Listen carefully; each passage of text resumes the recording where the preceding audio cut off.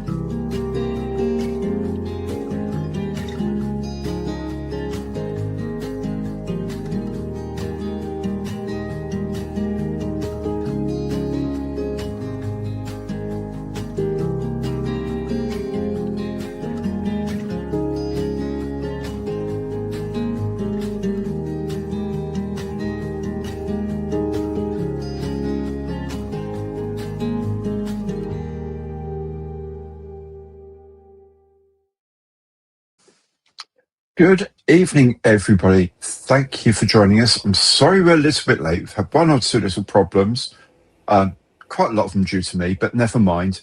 We're all here. Everything's fine. Everything's running. I've got wired internet, so none of that nonsense with the stuff before. And internet schminternet. You don't need to know about that. The good thing is we're all here, as indeed are 76 of you so far. And of course, most importantly of all, we have Mikey. How are you doing, Mikey?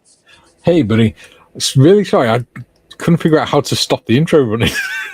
That's fine. That's click fine. on things and it just wasn't doing anything. No, we were going to cut, or either miss out or cut it short because we wanted to get back in, but then StreamYard. So anyway, I noticed people were asking, was the approach to Heathrow from the east flying towards the west? It's the approach into 27 left at Heathrow, so you're flying over sort of the southwestern part of London, so Richmond upon Thames and Richmond Park and things like that is where we were flying. Hope you're all doing very well. Should we see who's in the house? I say that every time, and then I regret saying it because I'm not down with the kids. Before you start, do you want to show them what beer you got? Because we know that's going to come up. All right. McEwen's Champion. Ah, interesting. It's a lovely beer. Lovely beer. You're going to find this one interesting. It's 7.3%. Oh, naughty. I know, but it tastes so good. What have you got? Vocation. Not be more of that bloody cream egg. What is it this time?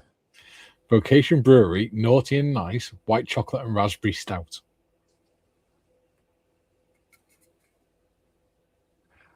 6.6% volume.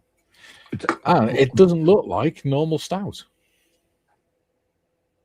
For why, Mikey? For why? Why did you do this? I like trying different things. Oh, white chocolate and raspberry stout. Yeah. Oh dear gods. Well, well, as long as it tastes nice, well done you, I suppose.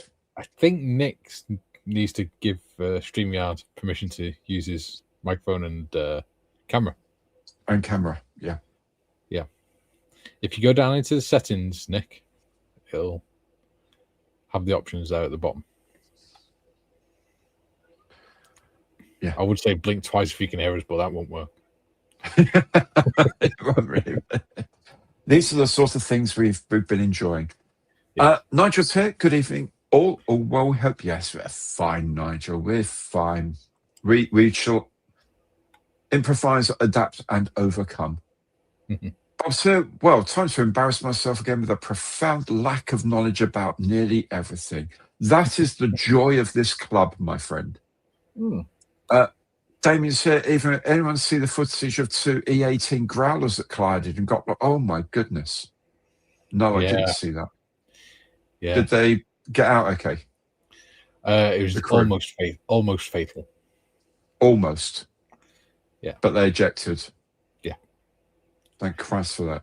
They were flying in formation. Sorry for the language, but I get very upset if air crew lose their lives. If you look at a YouTube channel called Captain Steve, he's done a video on it, and they were flying in formation at an air show, and there's a shockwave come from the lead aircraft, and it was that powerful it blew the aircraft behind it into the aircraft behind that. So it flipped it backwards. Right. I can imagine. Yes, I can imagine what. Yeah. Well, as long as all the crew got out and they're okay, that's. So if you look at a YouTube channel called Captain Steve, hi guys, a video on it. You need to plug your headphones in. Formation at an air show, and there's a shockwave come from the lead aircraft, and it was that powerful it blew the aircraft behind it into the aircraft behind that. So it flipped it backwards. Right. I can imagine. Yes, I can imagine what. Yeah. Grizzly Adams, switch the other window on. All the crew got out and they're okay. That's. So if you look at a YouTube channel called Captain Steve, hi guys, a video on it. You need to plug your headphones in formation at an air show, and there's a shockwave come from the lead aircraft, and it was that powerful it the aircraft behind it into the aircraft behind that. I just flipped it backwards. Yeah. Grizzly Adams, switch over the window on. Okay.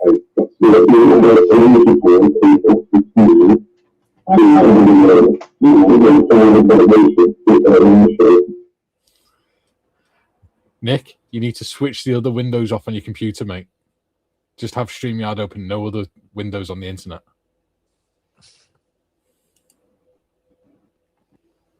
Can you hear me?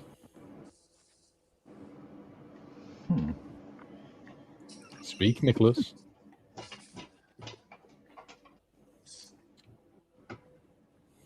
This is funny. Can you hear us? The amount of money he used, of kit he used to be in charge of. You know what I mean? I know, right? And the technology involved in some of the stuff he used to handle every day. Seamlessly.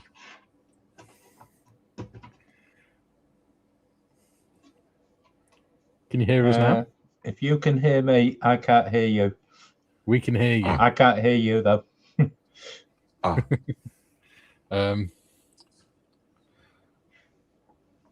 You might, if you go to the bottom. Oh, there's no point. You can't bloody hear me. No. Oh. Could tap it in. Yeah. Right, I'll go private chat, Nick. Private chat. Someone make a sign for him.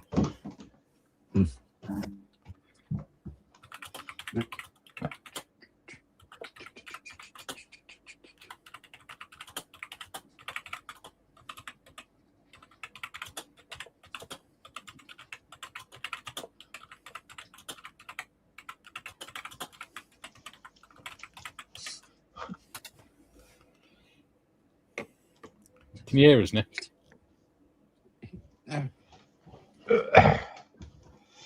Do I need to get my notepad out and write it on the notepad book? I think he's seen it. There you go. I'll use advanced telecommunications. Yeah. We'll go back to the slate and chalk, shall we? Yeah. I think he's seen it now. He's looking for it. He's reading something. Yeah. Might be having a go at doing it as well. This is it's terribly good entertainment, everybody. I'm so glad. Is, he's switching it over to headphones now, and he hasn't got his headphones on. Yeah.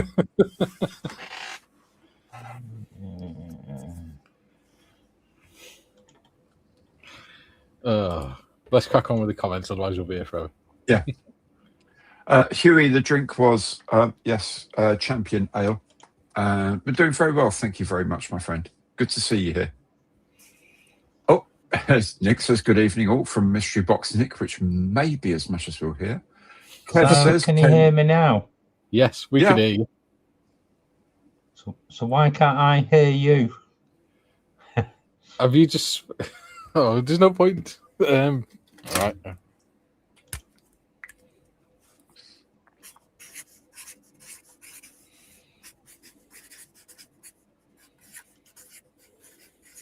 I think he's just switched it over to headphones and then unplugged his headphones. Oh. Nick. My writing's awful. There you go. You kind of want to go... Oh. You do, don't you? Pay attention, boy. If I had a board rubber, I could throw it at him. Can you hear us now? Put him on your head. Can you hear us now? No. No sound. Oh dear. Weird. Let's see if I can change his sound settings. No, all I can change is microphone settings. Do you realise that the number of people watching keeps going up and up and up and up and up? This could be the new way forward. Yeah. Has he got the entertainment is natural. What's the betting when he looks at his volume icon at the bottom of his desktop, it's set to mute. Yeah. Yeah.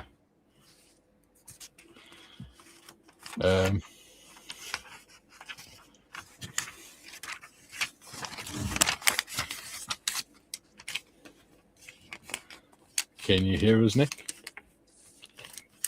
Nick can just be the strange old guy at the bottom that's just sort of doing his own little thing.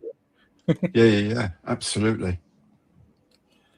Oh, James says, good evening, Gary and Mikey, plus Julian, of course. Good evening and good luck to all in the chat tonight. Well, very good luck to all of us, my friend. Really. Yes, that was a bizarre crash. I'm sensing a hats on, no coffee talk for at least the number 2 stick regular. Two very valuable assets lost, thankfully, with no lives lost. That's the good thing to hear. That is always a good thing to hear. Evening, or what do we think about Revell's announcement then? Oh, we can have a little chat about that. I'm very excited.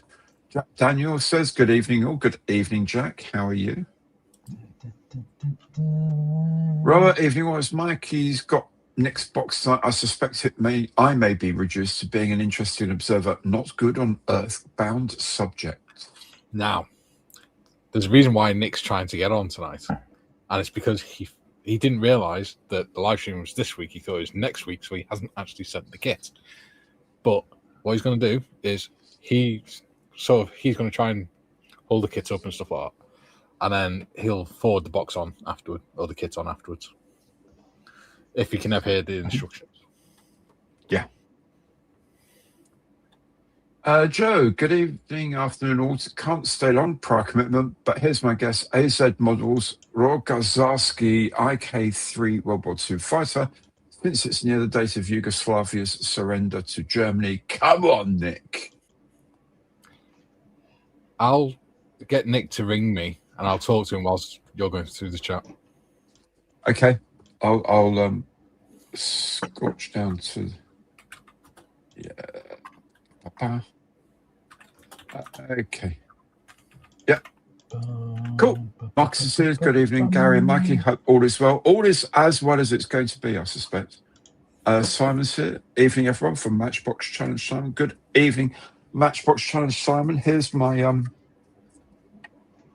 my Dornier 17. You've got yellow bits on it and everything. Very nice. Simon's here. Evening, everyone, from Matchbox Challenge Simon. Good evening, Matchbox Challenge Simon. Here's my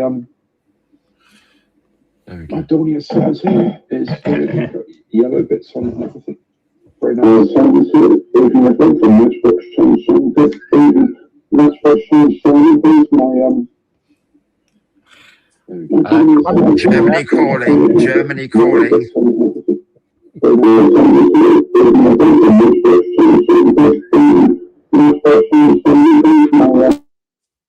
I'll mute that, shall I? Yeah.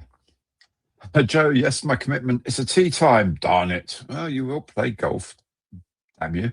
Robert, 132nd Harrier, lovely, but too big for me at the moment. Absolutely. Adrian, good evening, Gary, Mike, all in the modelling universe. Lovely. Courtney Hinks, hi, Gary, looking forward to live stream tonight. I'm watching from Harwich, Essex. Hello, Courtney, and hello to all of the rest of the family. I hope everyone has given the Imperial thumbs up on the like button. If you'd be so kind, that would be good. Norman Undercroft, evening all. What did Revell announce? I missed it. 132nd scale early Harriers, but we'll have a chat about that a bit.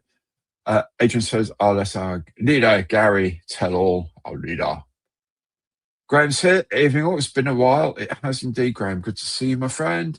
Is he here or gone to Alaska already? Well, actually, technically, I'm here. No, I am absolutely here. I go to Alaska on Saturday. Well, we fly on Saturday to Seattle. Couple of days in Seattle, then we're off to Alaska, so we'll be there next week. Kev says, announced the start of 132nd scale Harrier project for Lee's third quarter-ish next year. Absolutely. Philip's here. Hi, everyone. Hello, Philip. Boss is here. Come on, everyone. Let's see what's going through the square window. Evening all. Yeah. Lovely reference. Well done. How's everyone's modelling going on, says Huey? My goodness, modelling. Yeah, I know. 1/32 or 1/35. There seems some confusion. No, it's definitely 1/32 scale. Adrian, why the heck did Revell do all this big build up for a 30-second Harrier? It would be okay if it was a month or so before release, but a year after that long, and depression and devaluation. Yeah, there's reasons why they're doing for it, but we'll chat about that whole Project Harrier concept. No worries, Adrian. Where's Gary? Says Norman. I'm right here, my friend. Adrian, have I been kicked out for spying on other YouTubers? No, I don't do things like that. Of currency would be so damn expensive, no one can afford it. Yeah, no, they're not going to be cheap. I don't suspect. But then, you know, a lot of things aren't cheap at 1/32, to be fair. Adrian, maybe I'm running for PM. That was a job I would not do in a million years. Barney says, evening, Gary and Mikey, evening all, attending the fun. Dane is here. Evening. Hello, Dane. How are you, my friend? Good to see you. Early to Alaska. No, Adrian, I'm not. As I say, I'm going on Saturday, and it's going to be a Wi-Fi free zone for a little while, I suspect. Well, it's not like me to be late for me, but no, there were reasons, not least of which I didn't notice Mikey's note to say, hey, here are the clues. So I've been furiously typing in the clues to do them as well. I was trying to get everything sorted out. Boss is working on a Porsche 917K. Oh, hello. Right, go on. What are you saying? It's kind of working. 2 seconds. Speak, Nick. Test. Hands fire dry. Right, we just got a bit of an echo. Oh, it's because I'm on your phone. Switch your phone off. I can't hear you speaking though. Oh, you can't hear us? You can't hear us at all? No, there's nothing. Oh. I could hear it. Still got my phone on. Mm. Right.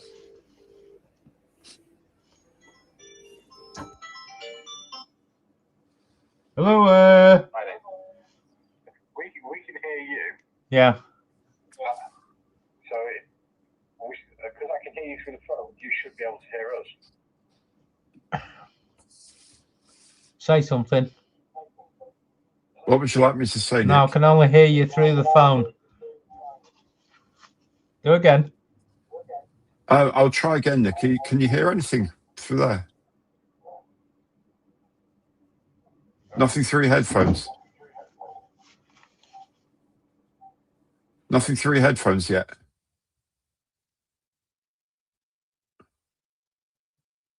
Oh. Yes. No, my chauffeur would never forget to wake me up. Good evening all from Steve. Hello, Steve. Can we blame Julian? He's not here, is he? Well, you can always blame Julian for something, fairly or not. That's a different thing.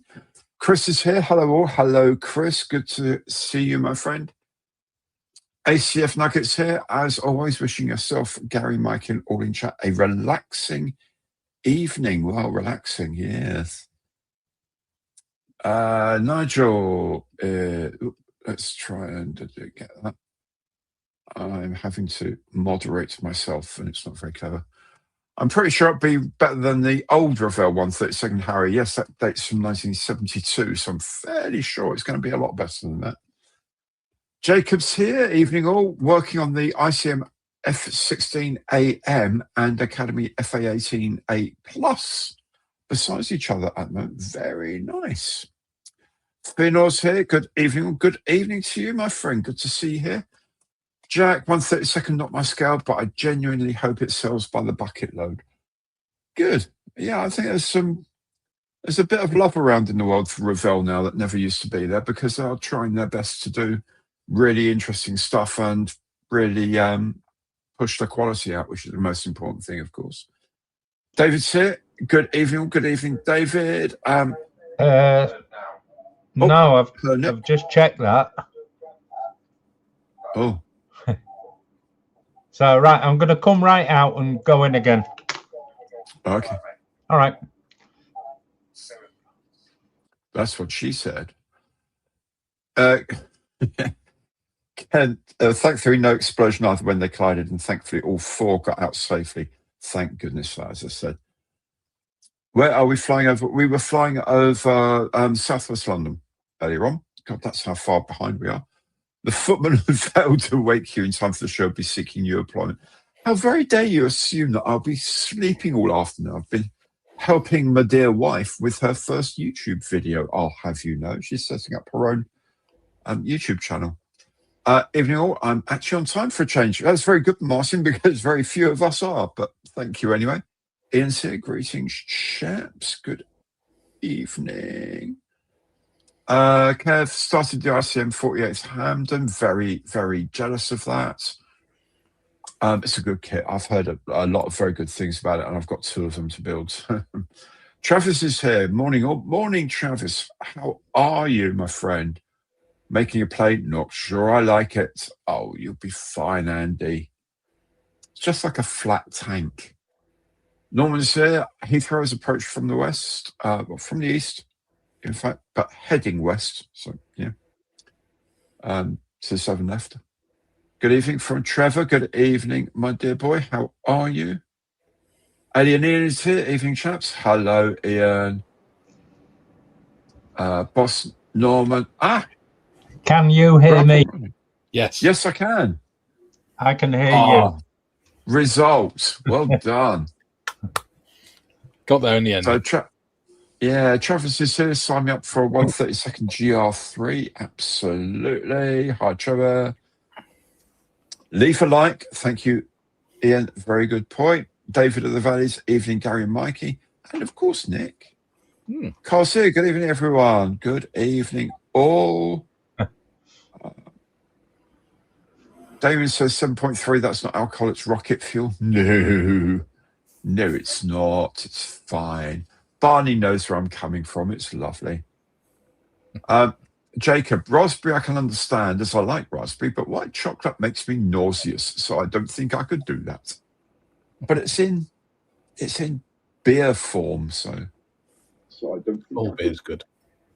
Oh, yes, beer is good. Yeah, getting my tolerance up before holiday. Oh my God, you're not joking. Oh, martini bar. Oh, Jesus, it's going to be a long 10 days at sea, I promise you. Russell Marling here. Good evening, chaps. Good evening. Ronnie Chef. Evening, chaps. Late shift in the shed site. Currently drinking Tyrrell Brewery Old Water Blonde. You're going to be on ship going, bloody hell, it's a rough sea. And the captain go, we haven't left port yet, sir. Yeah, that's right. Yeah.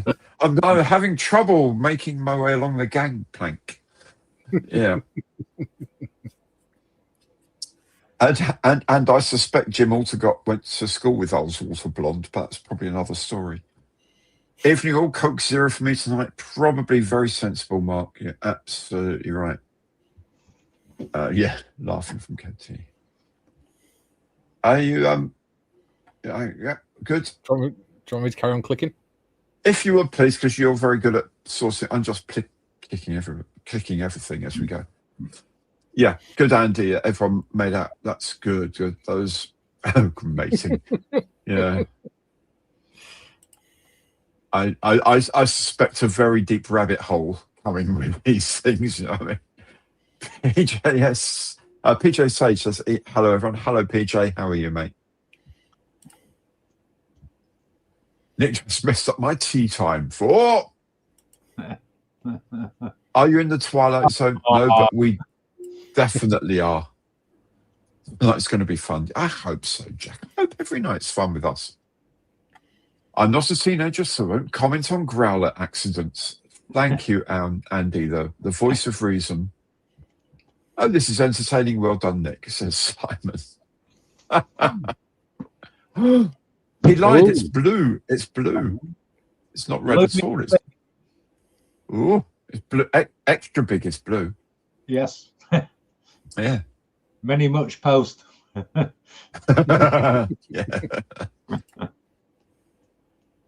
Fiona, that's very, very good, mate. Don't worry about it. It's my pleasure. I got sent this stuff for free. So, and I noticed, you wanted the what he's doing is he's got one of those visible head things models, the transparent models of the head. And he wanted to do some of it in flesh tones, and the new set of gallery paints comes with a load of different flesh tones in it. So I said, I'm not going to use them, and so I sent them over. But yeah, I got them for free anyway, mate. But you're very, very welcome. I'm so glad it's going to help you out. I know things have been shit for you recently, so even better if it gives you some joy. That's good. I think Nick is rubbing off on me. Nick's generosity and spirit for the public is rubbing off on me. Torch and Morse code could be the way to go. I think semaphore myself. Isn't it all going very well? Yes, Nigel, very well. It's like the 2020 lockdown V1 Teams meetings all over again. Yes. You do not have the authority. Oh, Dame, Mikey, I confirm your surprise thank you is officially moving a parcel along with another 131 packages. Ended up being stored in the wrong storage area of the warehouse. Oh. Yeah, Dane is sending you a little something to say thank you so much for being an absolute legend on the channel and helping out and doing everything you do on your own channel. And I happen to know what it is, and I happen to know you're going to absolutely love it. So Dane's a good lad. Dane's a properly good lad. But look what I got off Matt. Yes. How cool is that? Yeah, absolutely. Thank you, Matt. Mikey, have you not got everything now that ever's been built for World War One? No. What you know how many Copper State model kits there are, Nick? I've had one. Many much a buller. Yeah. And I have not had them all. Yeah, I don't come across those, funnily enough. I think you've got them all. Yeah.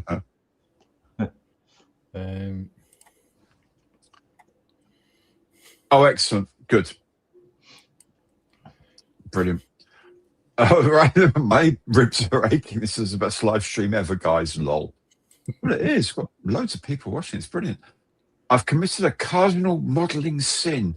I've run out of Tamiya glue. Other cements are available. Can I still be in your club? All right, Adrian. I think we should vote.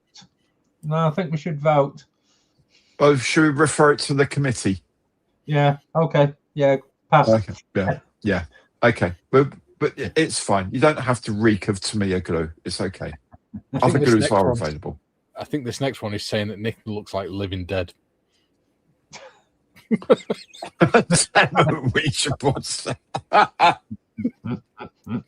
Oh, that's cheered me up. No end. That's actually an injury. So if it goes like that occasionally, don't be offended. Yeah, right. and that, Your Honour, is the case for the defence. Oh, dear God. I'm going to miss this shit. I really am. Evening all. Shame all these two-seat Hunters and Harriers in 132nd. I can only make 172nd. Wouldn't mind a GR3 or a Trainer Harrier. Yeah, I know.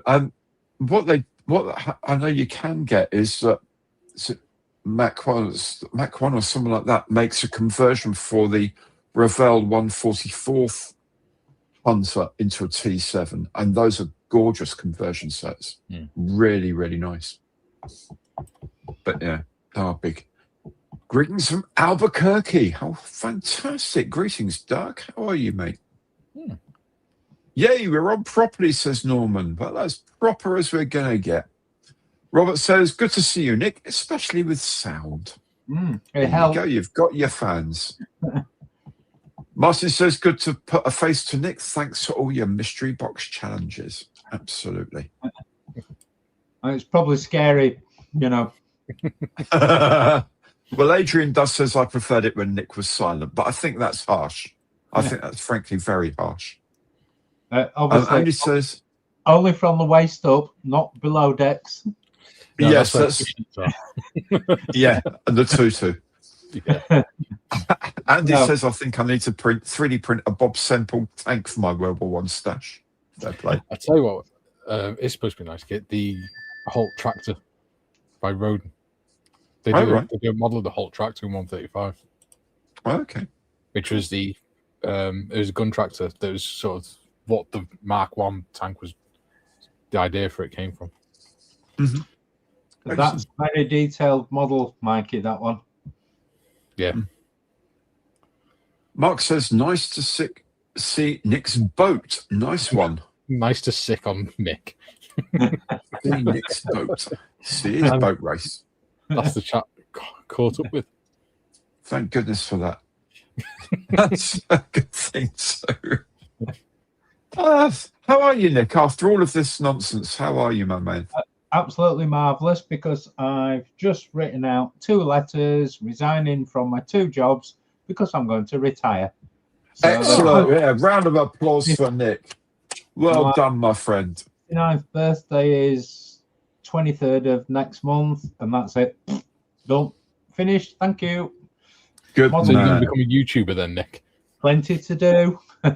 Oh, yeah. Yeah. Yeah, just about 5,000 or 6,000 kits to build. Yeah, it's going to get absolutely cut. Oh, right. Yeah. Put the money back in the bank. Yeah. That's absolutely. Jacob says, congrats on retirement, Nick. Yeah. My theme's going to be desert warfare, so there's going to be a lot of LRDG. Mm-hmm. Excellent. Graham's officially jealous, Nick. Congratulations. Yeah, but it's 69, come on. It's about time you did. It's actually the 3rd time I'm tired. God, you don't behave it either, frankly. Child of the 50s, Yeah, I know. You said, ow, when I gave you a hug, because I was crushing your brittle old bones. I'm not going to say what effect you had on me, Mikey, but I need lollipop sticks now, so yeah. There's a lot of love in the house for you, Nick. Saying loads and loads of people. Very good. Giving you very best of luck for your retirement, mate. I'll still be here. Oh, of course you will. Jesus. On my live streams, Nick. Sorry? You get even more. Sorry, go on, Gary. I was going to say, got even more time on your hands to do stuff now. I will have to get permission from Swimbo, obviously. She must be obeyed. So, yeah, I might be able to come on once a month. Once every 3 months, maybe, if I'm lucky. Brilliant. Because already she's saying, well, I've got this. Well, it's not a list; it's a scroll of things that you could do for me. And I'm going, yeah, but no. It's a bad case of the can you justs, isn't it? Can you just do this? Can you just do that? Yeah. Can you just retile the entire roof? Yeah, of course I can. I can just do that. Yeah, it won't take long. It's a 5-minute job. Just reline the garage. It's fine. Yeah, no problem. It only costs 20 quid. Yeah. Yeah.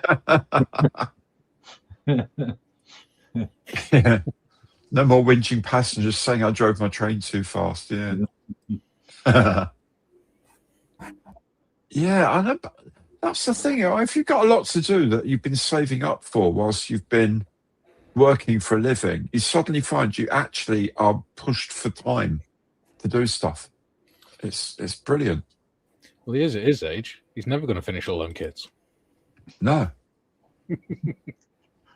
No offense. Oh, there you go. Boss has said, just posted a video of a section of mine on the loft in YouTube under this handle. Okay. And as for the spare bedroom, they're going to go to somewhere special. Who's going to get rid of them for me? Excellent. I think but I'm not going to say who it is on here because I still buy from them, so I don't want to put the prices up. Yeah. For when I'm buying. But when I'm selling, I'll say who it is, and you can all go and buy me stuff. Absolutely right. No problem at all. Yeah. Good thing too. And then there'll be no Nick's Conundrums. I know. Of course there will. I've got enough conundrums to see me through to 95. By then, Well, it'll figure out what they are 1995, we may not be here, mate. There, I'm going to make it. I don't know. It's only 25 years, Finnick. Well, 26. I know. Dane says he thought his stash was bad at 452. Yeah, small. Yeah. 25 years, and I'll be 63. Ooh. Oh, a year younger than me.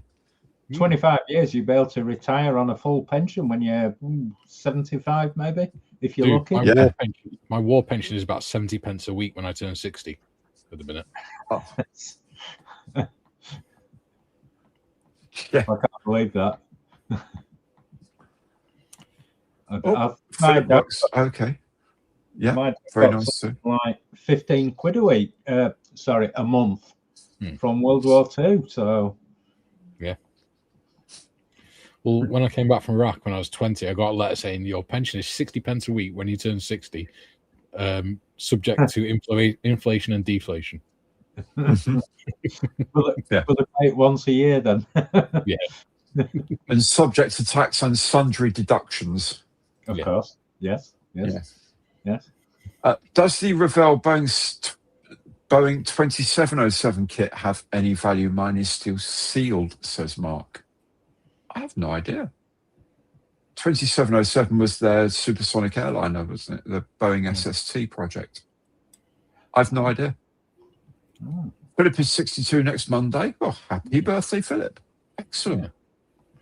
Right. Are we ready, gentlemen? Oh, yes. We are yes, ready as I suspect we're ever going to be. We're going to have to zoom in on Nick so he can show us the box. Right. The box, the famous box.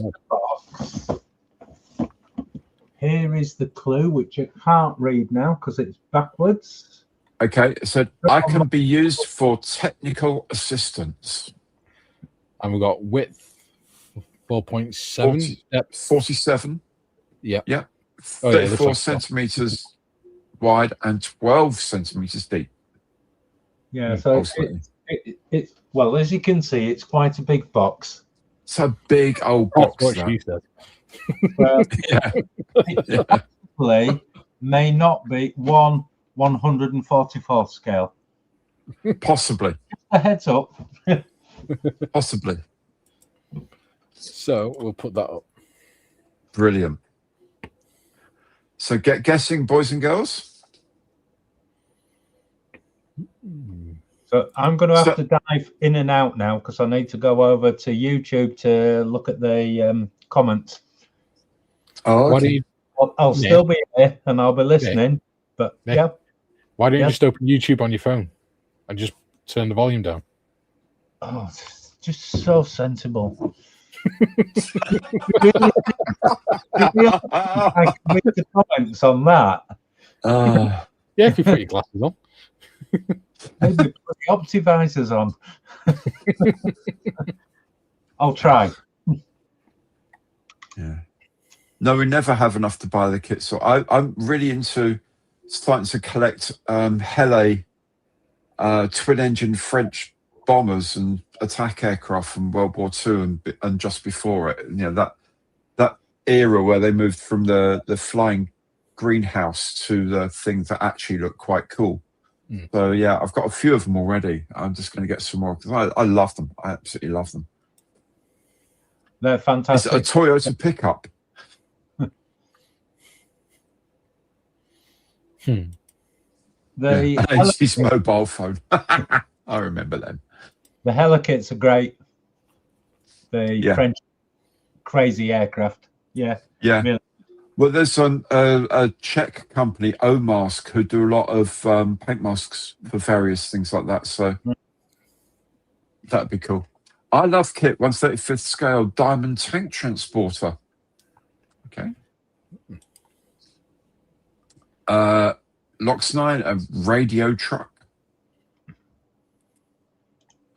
Zvezda Kamaz technical assistance truck in 1/35th scale. And Adrian says the International Space Station. I suspect that's what ISS means.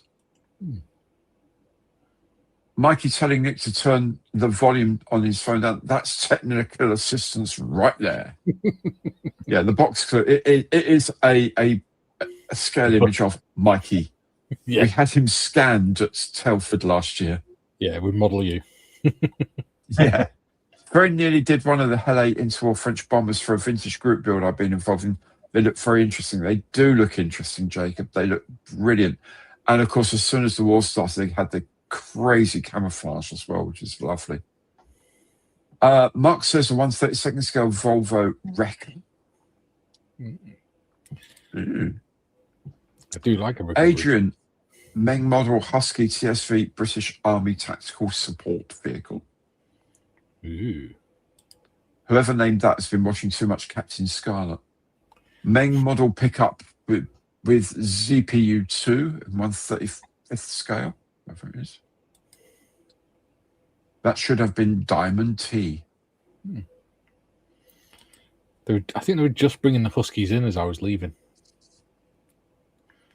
Because they brought bit of a retrograde step getting dogs, isn't it? Dora Wings 148th Beaver AL1. I would like a beaver. And demonetized. Oh, fuck my life. ICM Sikorsky Tahi 172nd scale. Can't take him anywhere. Beavers and growlers, what is going on? Yes, I don't think it's big enough box to have an LPP inside, Nick. Nothing wrong with de Havilland, Mikey. I didn't say there's anything wrong with de Havilland.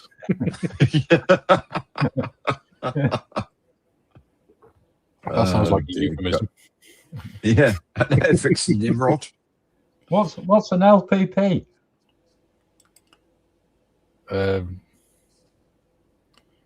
LPP, ladder platform, something. I don't know. Like portable pump, or yeah, could be.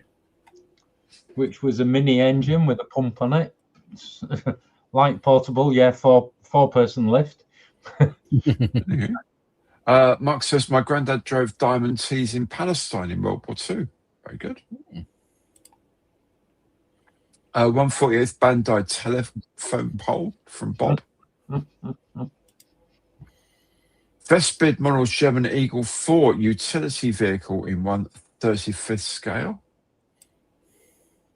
And Kev says the only good Husky is a Husky beer fridge for that 90s single lifestyle. 40-ton transporter wagon to me at 1/35 from Chris Tice. That'd be cool. Martin IBG 1/35 Scammer heavy breakdown tractor. I've got one of them. Bob sent me one. Right, cool. You sent me that kit. Nice. Adrian says Revell Boeing AWACS. Donald Trump's bib. Yeah. Yes, possibly so. Chris Boss says, aha, the Dragon Wagon to Chris. Bought the 1990 boxing of the Airfix 1/72 Lightning last week. Found 2 complete kits in the box, even 2 decal sheets and 2 instruction sets. That's a result. Yeah, isn't it just? Good model, that. Yeah, we got no more comments at this moment. Okay. Entertain yourselves, gentlemen. So, not like Revell. That. Yes. And say nobody is anywhere near. Good. So if I could just bring this back in now. Revell, 1/32 scale, sorry. Harriers. And they're doing the early ones, the GR1 and GR3 in the UK. Loxley says FX Ground Crew. Okay. They are doing the AV8A, and I think it's going to be the AV8C, which will be the American early ones. The AV8S, which is the Spanish one, and I can't remember what Indonesia took. And then they're going to do the early Sea Harriers as well, so the FRS1 and the FA2 as well, which means they can do the Indian ones. So quite a long stream of kits, but a really impressive thing. Over 1/32 scale FRS-1C Harrier. Happy days. Mm. Andy sells FX1 12th scale Christie steam fire engine. Oh, sounds interesting. Oh, David says it only cost him €10 to rub it in. Excellent. That's a good deal, mate. Tracy Island says Mark in the house. Mm. So, yeah, so they've launched it now, and they're not planning to be likely to be selling anything until third quarter of next year. So they're doing like Cotteret have done this thing about Project Halifax and Project Defiant, about like involving the model makers on the way and getting people's opinions and all this. That's kind of what they're doing. Although you don't have to actually buy into it now, like to be part of it, like you do with Cotteret. Yeah. But yeah, it seems interesting. A new way forward for when they're designing the kit set, getting live feedback. I think for the sort of aspirational top end things, like the sort of 80 to 100 plus quid things, that could be a very good thing to do, to involve more and more people and give them a sense of ownership of the project as well. The downside is I want it today. I want it right now. I want to buy one now. And thinking I'm not going to be able to buy one until at least Telford of next year is kind of like, can't wait that long for it. But I don't know. Hopefully it'll work for them. I think it's an inspired idea to involve people and show the whole process, because I'm sure most of us don't really understand the whole process. We look at a pretty box and we think, oh yeah, I want to build that, but we not really got much idea of what's actually really involved behind the scenes before you get your nice bit of plastic. I think it's great. I did say to Luke that I was hoping that, now we got involved in all this, that he's going to be arranging the trip to Poland to see them being printed, because their production plant is in Poland. And he said, kind of about as likely as it is for me to be getting the trip to China to see the tools being made. So, okay, fair play, fair enough. So I won't be booking my EasyJet flight just yet then. I think that would be really interesting to see the tools being made. That's right. That's the one thing that I could never get from Airfix. When we were talking about that, was actually seeing the tools being manufactured with that electrical etching system being done. And it just sounds all wrong. Yeah, spark erosion. Yeah, absolutely. Kev is guessing a Revell Mercedes-Benz 1625 TLF 2450 in 1/24th scale. That's a mouthful. Easy for me to say. Revell US Coast Guard Icebreaker Eastwind H337, says Chris. Apparently guys on Brit Model already complaining it's too early to announce the kit. Well, I don't know. There's a lot of people out there who've got a lot of experience of the aircraft and a lot of knowledge about the aircraft. And I think if you publish it early enough, then you can pull that in. But as I say, for premium level kits, I think it works myself. My beer's gone. And there's also guys on Brit Model are always complaining. There's always going to be people on Brit Modeler complaining about something. So, yeah. I suppose that Revell can absorb the project costs, whereas smaller companies like Cotteret need the readies up front. Kind of, yes, especially younger companies like Cotteret, who haven't got like the 6 or 7 or 8 years of revenue and profits to reinvest yet. But also it's part, you do feel part of the whole thing, which is pretty cool. Trevor reckons Mini Art Soviet 1.5 ton cargo truck. And Nosha says 148th Kinetic E2C Hawkeye. That'd be a bit of a beast. Type HY Public Service from Lox 9. Excuse me. Another one got the Fujimi 172nd Blue Angels A4. When I opened the box, there's a paintbrush, tuber good, and a set of Matchbox branded paints. Wow. Didn't know about that. Revell Millennium Falcon from Adrian. Trevor says, Mini Art Russian Technical Assistance Vehicle MTPA-2 on a K5350 Mustang chassis. PZL M18B Dromedar French Crop Duster 2-seater from Box 9. And the Tester's Fujimi 124th Garage and Tool Set. The tool making is interesting. Had a visit to Graham Farish in Dorset years ago. Excellent. Didn't somebody do a documentary about how Airfix made their tools? It was on YouTube, I think. Well, a lot of us did about how they did the moulding and all that. But the actual manufacturing of the original tooling, they were very sort of tight-lipped about, frankly. But, I think it'd be good to see how they actually do it. I only see Revell kicking Airfix in the pants like all the newer manufacturers doing at the moment. It feels like they're being left behind, and worse now, Dale has left. Well, this is what a lot of us are worried about, mate.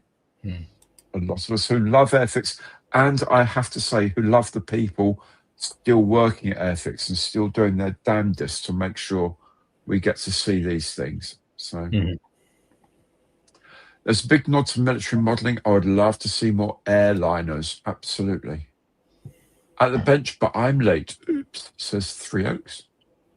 Jack says, Mini Art 1/35th scale, 5-ton gantry crane and equipment. Mini Art gantry crane. Can you imagine the parts count on that? Yeah. Yes. Every cross member individually. Every link of every chain in plastic. Yeah. Wow. 1/32nd becoming the new, I presume, 1/32nd, especially for older modelers who need to be able to see what they're building. I'm loving the 1/32nd scale kits I've started building. I'm absolutely loving them, I have to say. Really loving them. Rob says, good evening, folks. What did I miss? Oh, the list is long and varied, my friend. Just accept you're here, and that what has gone before has happened, and it's now history. It's been fun. Chris, C2A Greyhound in 148 from Kinetic. Again, also quite big. Strabokran 135th from Tacom, from Dakato. Damien says, never heard of Matchbox paints either until the box. Strange, all the writing on the packaging is in French, other than Lindsay, SA, and Matchbox. Yeah. So, but for the first 6 months, I've seen too much new to build. There's too much going on, really is. Mark, 148 scale Revell Space Shuttle. That'd be a bloody big space shuttle model.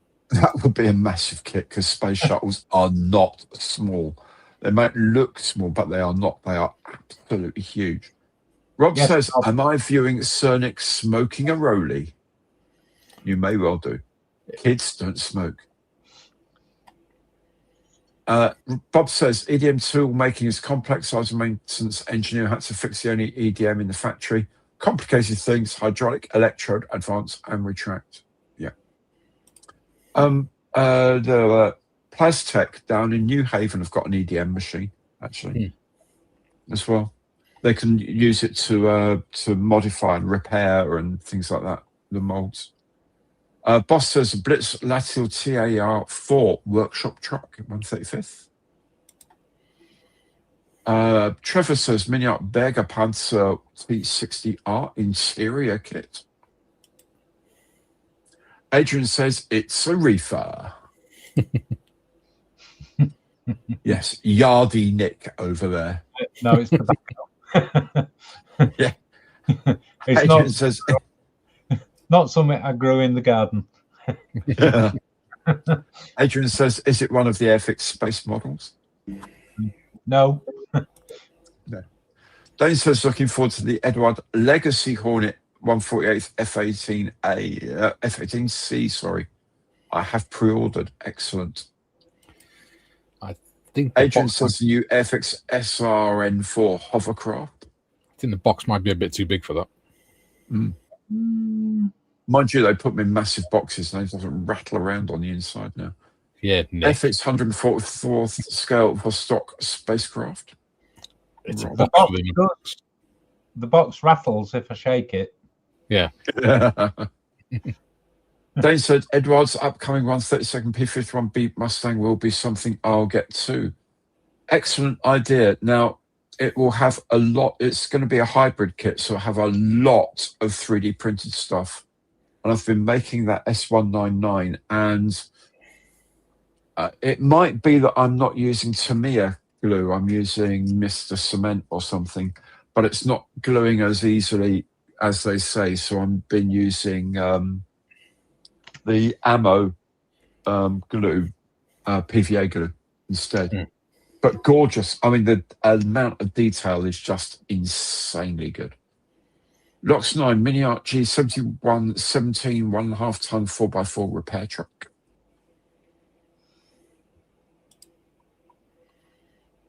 I knew I refed a great singer. Did you, Mark? You knew a lot of people, Mark. This is a lot of people.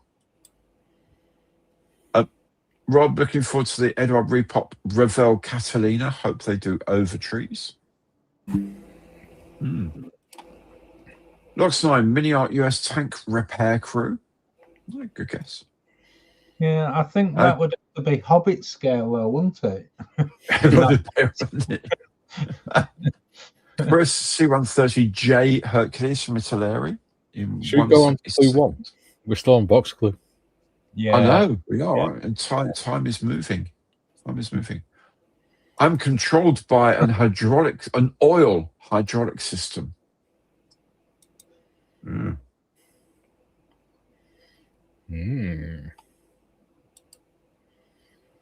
Allison turboprop engine in 1/10 scale from Revell. I've just put my Hasegawa shuttle back in the stash as I can't build Enterprise. Rob says, sorry, Mike, that kit was only picked up from the post office at 4 p.m. Should be with you lunchtime-ish tomorrow. No problems, buddy. And Mark says, you'll be surprised to who you get to know as a postie. Absolutely. My postie knows us very well. Fino says, and my Voyager 1, 2, Voyager from Trek the movie. This is how well our postie knows us, right? If we go around the shops in the car or whatever, if he's got a parcel for us and he sees us in the car, he pulls over and gives us our parcel in the middle of the street. Excellent. Instead of delivering it. Yeah. My postie at Premier Inn, when I get my big parcels, he knocks on the window and he leaves it outside my car. I'm gonna give him a spare key so he can put it in as well. Trevor guesses the ICM Black Hawk medevac with crew and combat medics. That hasn't arrived yet. No. Not yet. Won't be long though. Adrian, Thunder Model US Heavy Wrecker Ward La France M1000 Mark II. That would be cool. Tycon 135th AMX 13 from Rob, sorry. Another weird French thing. Yeah. Chris, McDonald Model 120 Flying Crane in 148 scale from AMP. Anyone know where to get a full set of Tamiya polishing paste compound, coarse, fine and finish, and pads? Amazon. Just get a jeweler's set. It's cheaper. Just get jeweler's polishing compound and stuff. Amazon has it normally, but Hasegawa Hitachi Astako Neo Crusher Stroke Cutter in 135th from Kev. I hope not, because I can't pronounce it. Yeah. Mark says DPD drive-through our shoot for rubbish was for parcels. Yeah. Locks 9, ICM Humvee 1097A2 with a Dushka M machine gun observer and manpads operator. That's a familiar sounding set, Mikey, isn't it? Yes, he wouldn't do that because myself and Gary and 4 other people built that on my channel. Thanks to ICM donating the kits. Yep. Adrian says Revell HMCS Snowberry Flower Class Corvette. Very nice. Oh no, not a ship. Yeah. Dane says for doing 124 scale car kits. Okay. Revell bucket wheel excavator Bagger in 1/200th scale. They're cool, but I'd like to be able to pronounce it when I say thank you. I need a drink after that. Jeez. I managed to get away with that one. Oh, here we go. AFV Club Boosting NAG 4500A avec roue rotatif. 1/35th scale. Something with a rotavator on the front of it? Yeah, I think so, isn't it? ICM's Sky Crane with a universal pod, says Adrian. Oh dear God. Oh no, you'd only get half the model in that box. Yeah. You get half a fuselage, I think. Yeah. 1/35th AMC Caterpillar. Nick's just won in bingo. Panzer Shop ARV gun carrier Mark 1 crane, 1/35th scale. Oh, that would be cool. Gun carrier Mark 1. Gardner 6 LXB engine like I had on my Metro bus I drove with ZLT. Presume LT. Did you finish the Evil Nor Atlas? No, I haven't finished it, but it is here. It is looking lovely, actually. So I'm actually quite liking it, to be perfectly honest. So I've just got the gear to put on and the props to put on, and it's finished. It looks like the fuselage is on upside down. It does, doesn't it? Yeah. It's a weird old thing. I'm guessing that's 1/44 scale. It's 175th, 1/175th scale Starfix. Oh. It's actually not anything like as bad as I thought it would be. Oh, I'm lying. It's rubbish, but I've made it. So, but it was an interesting challenge. Let me put it that way. Dab Nigel, I guess his name. Hasego 1/35th Hitachi excavators Axis 135. AK Interactive Land Rover 88 Series 2A crane tow truck. Oh, you'd like that, Mikey, wouldn't you? Oh, I'd love it, mate. Yeah, that's one of the ones. Yes, you'd like that, wouldn't you, sir? Wouldn't you? Oh, I do like sir, my Land suit Rovers. you, sir. 172nd ICM Tahi helicopter. That's much too small a box for the 72nd. 144 scale Airbus A380 first flight. Revell 144th Launch Tower Space Shuttle Complex from Martin. That would be big. Or Ed Force 1 Boeing. Adrian. J87B2 Stuka from Lox 9. It seems the early Starfix kits are knockoffs of a line from Hele small kits called Hele Cadet. I actually do have a Hele Cadet kit of a and Breguet Alizé, the kind of a bit like a Gannet. I think it's 144th scale. Yeah, I can believe it. Bob says Tadano Hydro Crane TL280 in 1/40th scale. Trumps to 135th Schwere Zugkraftwagen 18-ton, 6-ton Bilstein Crane. Sonderkraftfahrzeug 9/1. Rob says, oh, that's so lovely. A bit of personality. It was nice to me. Saw an ICM post about 135th Firefighter Tahi coming soon, hoping that will come on 72nd, like the standard Tahi. Actually, Jacob, you could have seen it on my channel on Monday Masters a little while ago. Yes, they are doing the orange Firefighter ones. So actually, I'll ask them if they're going to do all of them downscale to 1/72. That would be really cool if they do. Damien must send Gary some pics of my boxed vintage collection. Damien, post them on Gary's Facebook page. Yeah. We can all have a look then. Yeah. Revell 3-in-1 hydraulic excavator.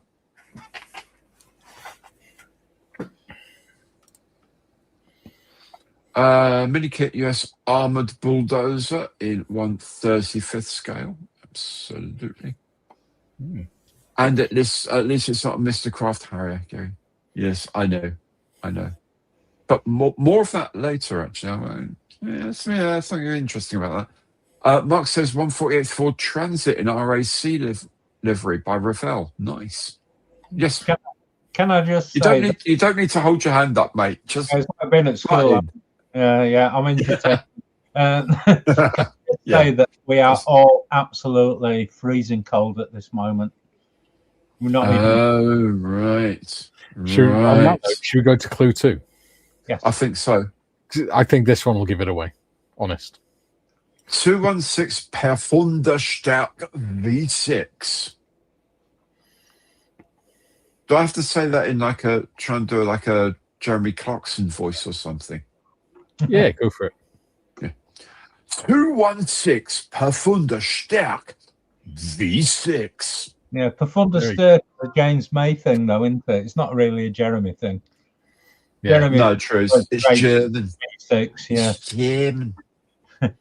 Yeah. But not as good as the Jaguar. Interestingly, reading last Sunday's Mail on Sunday, Hornby are advertising a TT120 Intercity 125 track, and with a code, you can apparently save £100. Yeah, I still cost you about 200 quid. Yeah. Michael said, sorry I'm late, just in from a GAA match. No worries, my friend. Actually, GAA, the English part of the GAA, quite often are down the end of our road. There's an Irish sports club, and they're quite frequently there with hurling and various other, basically warfare with sticks. It looks like very entertaining.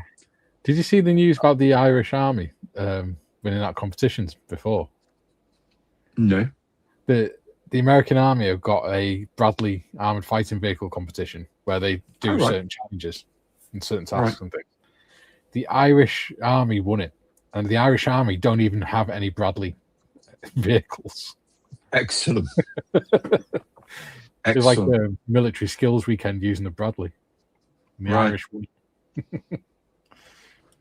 Some years ago, there was a program on Discovery or something, a series of military teams competing, like the elite military teams, and there's all these rangers and and it was won by the RAF regiment. Just saying it right now.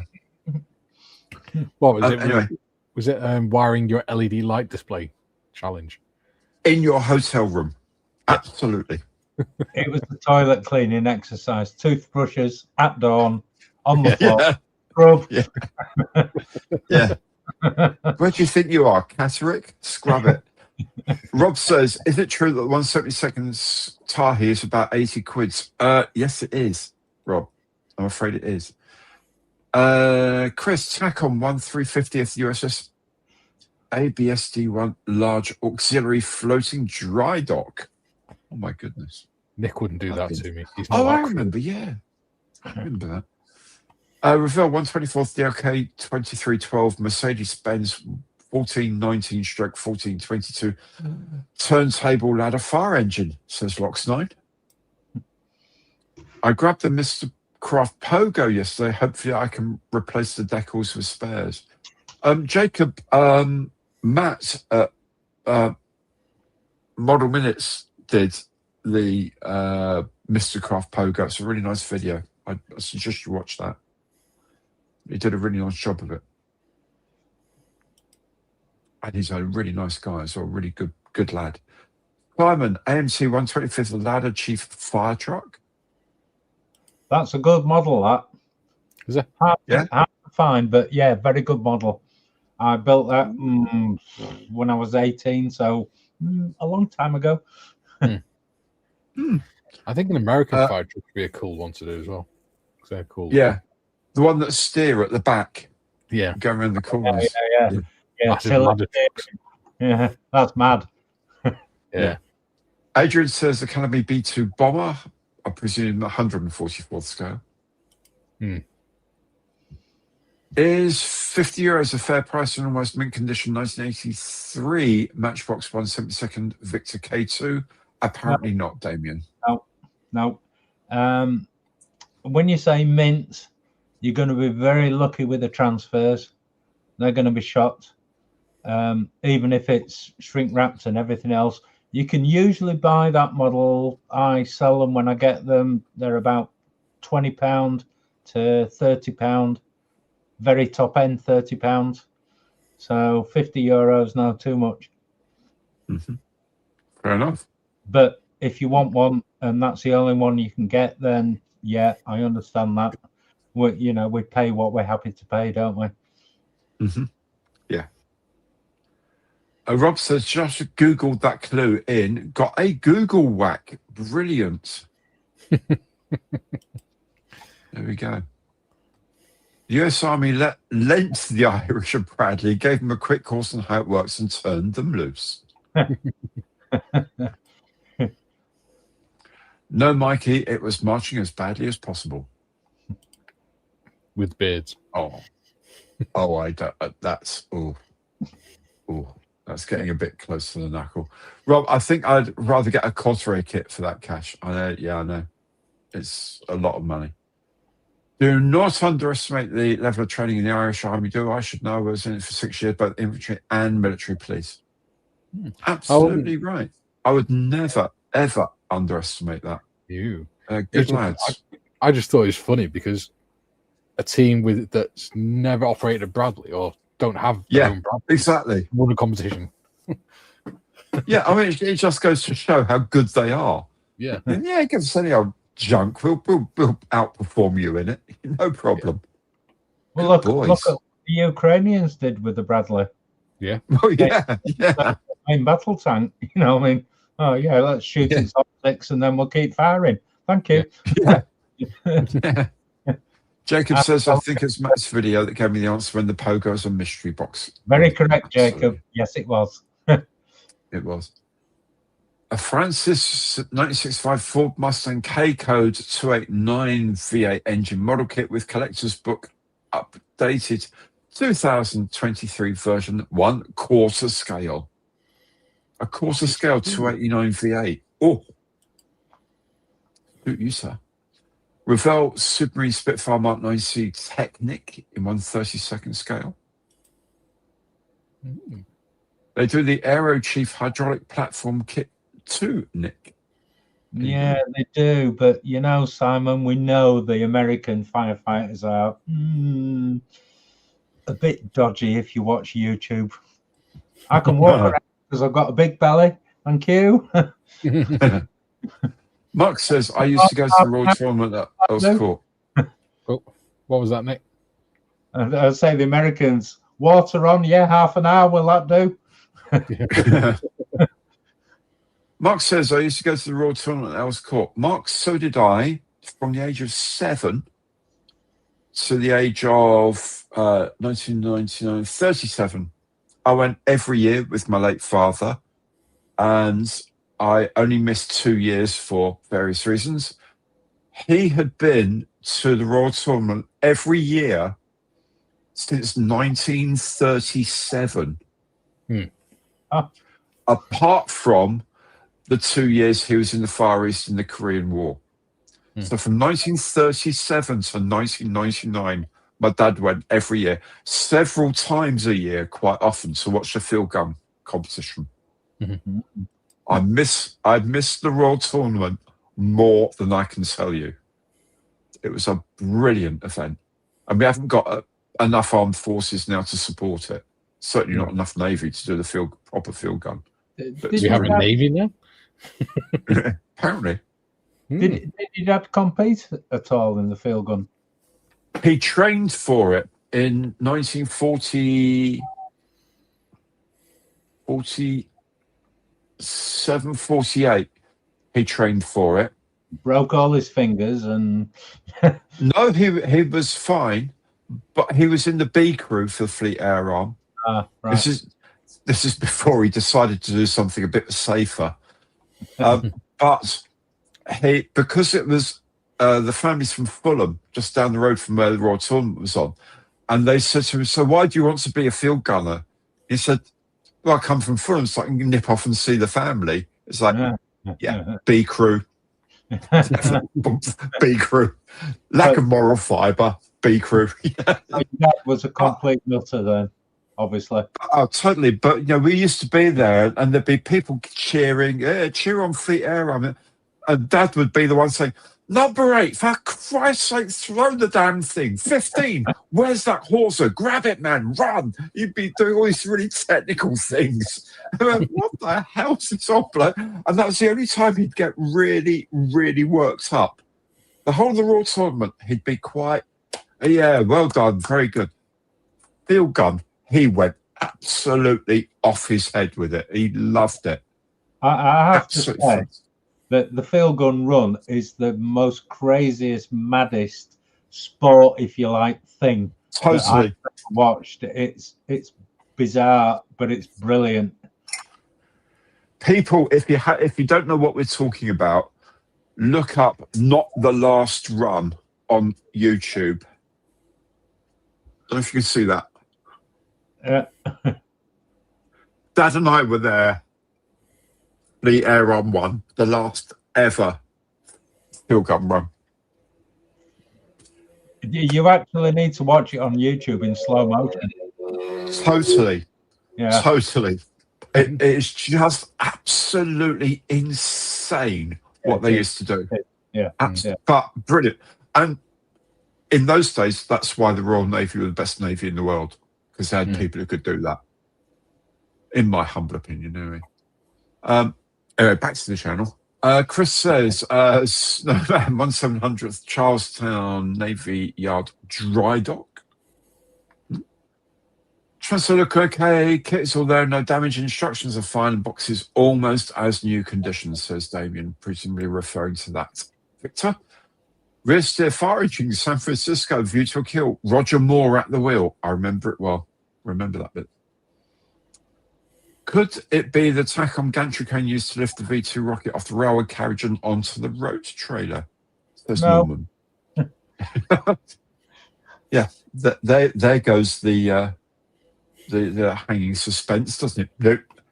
IBG models 135th Einheits diesel with Bilstein recovery crane.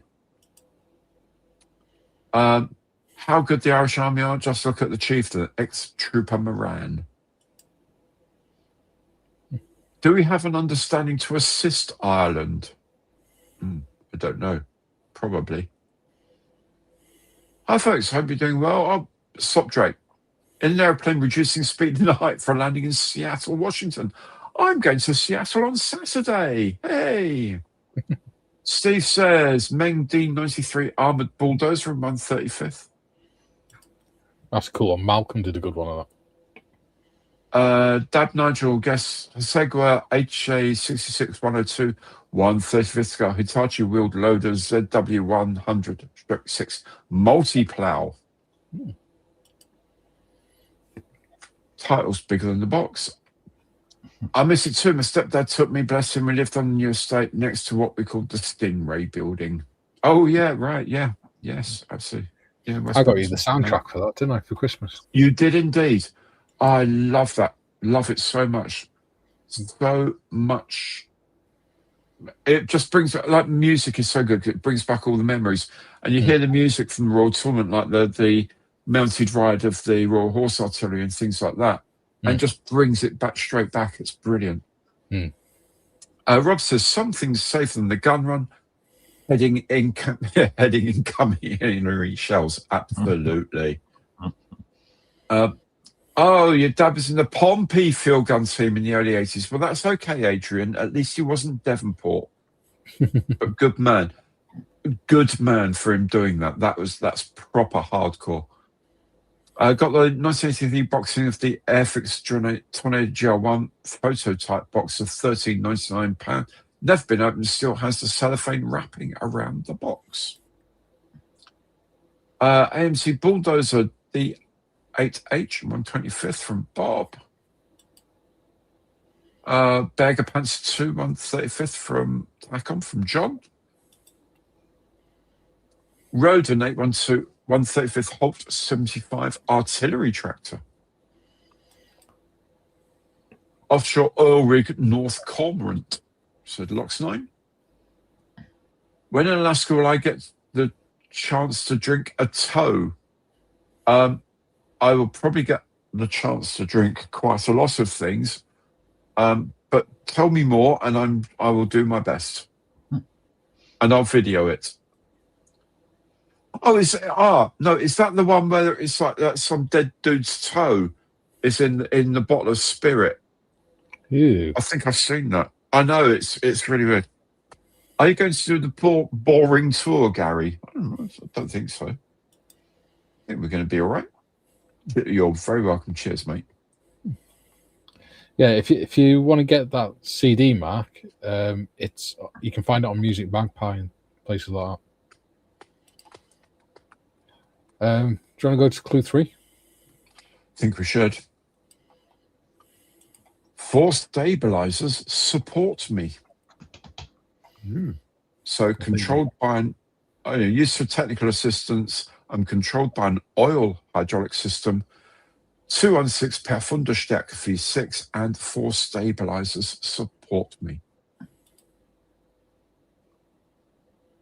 Fear went to the Royal Tournament in 1985. Because I was in the RAF at the time, I cheered for the Fleet Air Arm. Good lad. Hope you went to the Fleet Air Arm bar as well. Mark says, sorry, Boeing. Boeing, not the boring tour.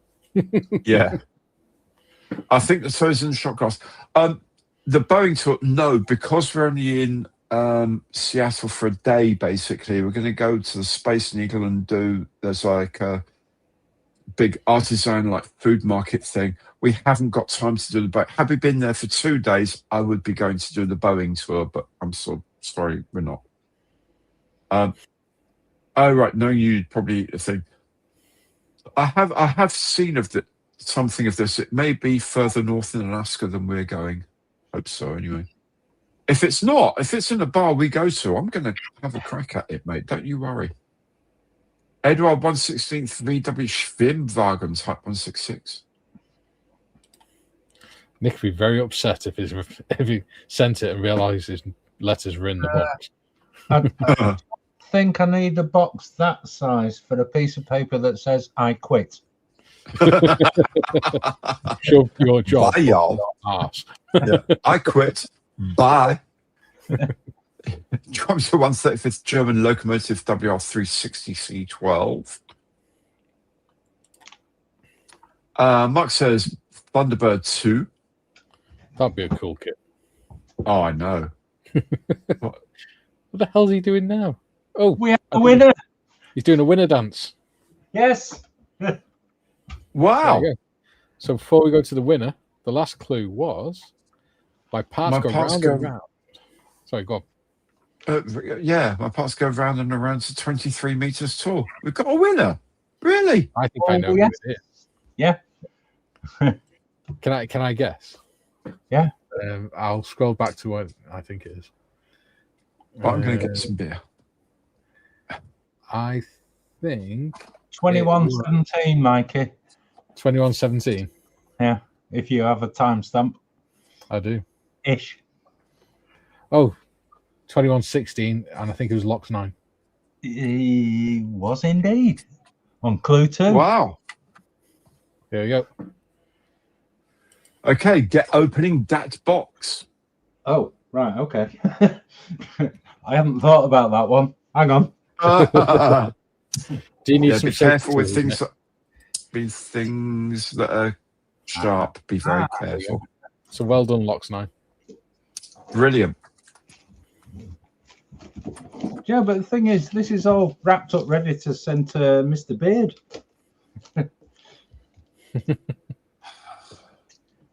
God. You can tell it's about to be returned. I can't be asked wrapping something twice. I don't know. Things I do for this channel. I know. I know. And you think we'd be grateful, wouldn't you? Oh, no. Terrible. I don't know why you subscribe to this channel. It's about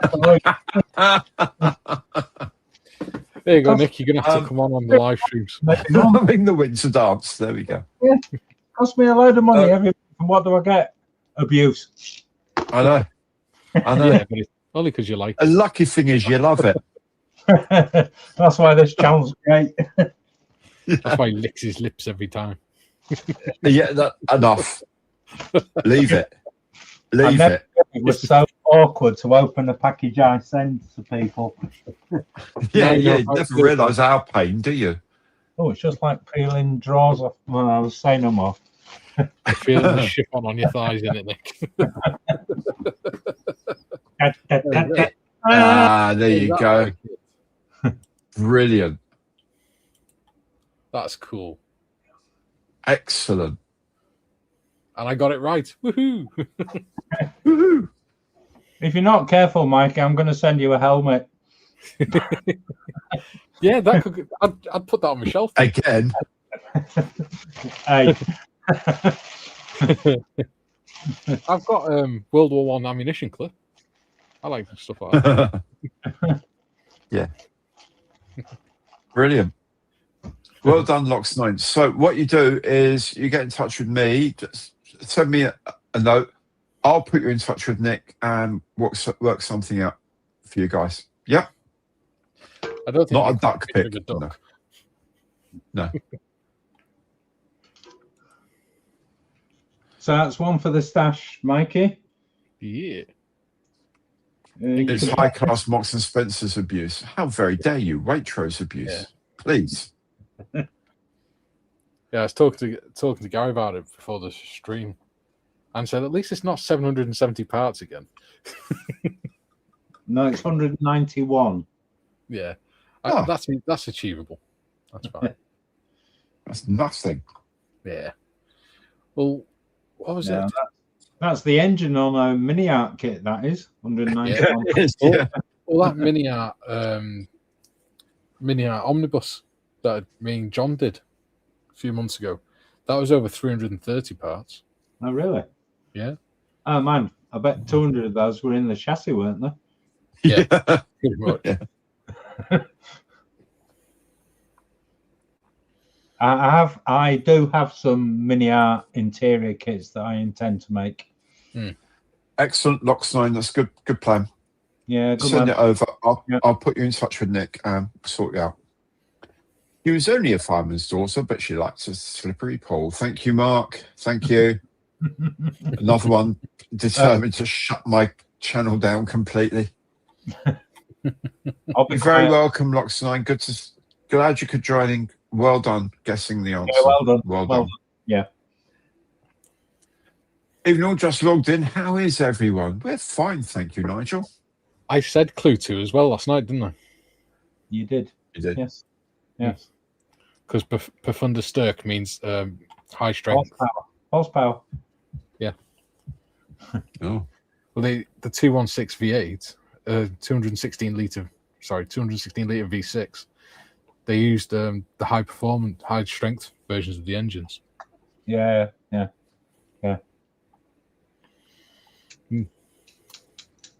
We used to have 116 litres. 216 litre. No. No, that's like 9 Merlins. 26 26 and a bit litres a piece. Maybe it's cubic inch. We got new fire engines at one point, and they were Volvo FL10s, I think they were, if I remember right. And they had, they didn't call it, they weren't anti-lock brakes. They were actually anti-skid brakes, but they ended up taking off, removing them from the appliances because the drivers were overdriving them, thinking, oh yeah, we've got anti-skid, we can go down this hill round the corner at 70 miles an hour and it'd be fine. Volvo put this on. No, it wasn't. So it ended up being disconnected in the end. I had the same thing on some trains over here, in that the computer systems to compare the rotation rates of the wheels, and as long as they all agreed, everything was fine. So when they were going into a station and the driver applied the brakes and all the wheels locked up, the system thought, well, all the wheels are doing exactly the same thing, everything's fine, and just slide through the station. On the leaves or whatever. It's like, we need to do something about this. It really ain't working very well. It'll be a clunky ride after that, won't it, with the flat bit on the wheels? Yeah. 216 horsepower. Oh, right. Yeah. And of course, the thing is, once you go through a station, you're not allowed to reverse. No, yeah. You can't go up on a down line and things. So, yeah. Oh, Rob says, lovely to put a face to the name at last, Nick. Well, how about that? Nice to put a face to the challenge master. There we go. I'll put a different mask on next time. Sloan says, our appliance is a Dennis D with a 4.2 Jag engine in it, but some were delivered to stations with Rolls-Royce engines in. Yeah, when I very first started, we had a Dennis with a Rolls-Royce, and it went like shit. But because we've got the great big wheeled escape on the back, the great big wheels. Yeah. Cornering apparently was a slight problem for the driver. I can't remember now because I only used one operationally once because they were withdrawn not long after I started. I think they weighed something like 3/4 of a ton. You certainly get your feet out of the way when you took it off the back of the back of the pump, because it literally went. It was a right job to manoeuvre. Damien, careful about putting very similar or the same comments in multiple times because YouTube can see it as spamming. But yeah. There you go. Excellent. Well, that's good. Good. There's still some sort of level of cooperation between our two great countries. That's what means switch to disc brakes. Right. Okay. Yeah, but that makes sense because discs are easier to control with anti-lock or anti-skid systems. Easier to take the pressure off and put it back on really, really quickly. Yeah. Cadence braking as it used to be when I was learning to drive. Yeah. Many bumps on that's how old I am as well, Nick. Yes, I know. Double D clutch. Yeah. I just had a 10.5 meter alley ladder, but still swung around a bit with 400 gallons of water on board. Yeah. 13.5 ton was the best thing ever that was introduced. I remember when I was a kid, I had the Penguin book of firemen book. It's like they did a series of different books, didn't they? Yeah. It was a Ladybird book that got me into it. Right. I don't know. It showed you them taking the bladders out of the fire engine, the water bladder out of the fire engine and everything. All right. Oh my goodness. There you go. Fair enough, Mikey. Yeah, truth be told, I'm quite fond of a bit of spam. Yeah. Unfortunately, YouTube Monty Python. Yeah, absolutely. Absolutely. It's the same if you put the whole comment in capital letters. Sometimes it flags it up as potential spam. Or it thinks it's just Nick and ignores it and just, he can go in. He's all right. Yeah. It's Nick. No worries. We know who that is. Yeah, I have YouTube, so, it's fine. Yeah.